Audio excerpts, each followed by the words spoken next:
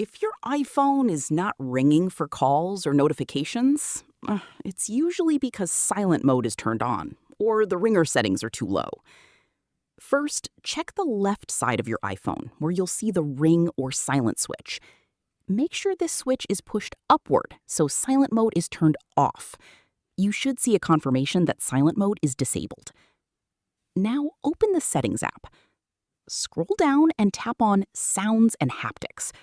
Here you can adjust your ringer and alert volume. If it's set too low, your phone may not make any sound at all. You can also enable vibration for both ring and silent modes if needed. If you want, you can also change your ringtone by tapping on ringtone and selecting a different sound. Next, open Control Center by swiping down from the top right corner on Face ID devices or swiping up from the bottom on older iPhones. Make sure the volume is turned up using the slider or volume buttons. That's it. Once these settings are correct, your iPhone will start ringing normally again for calls and alerts.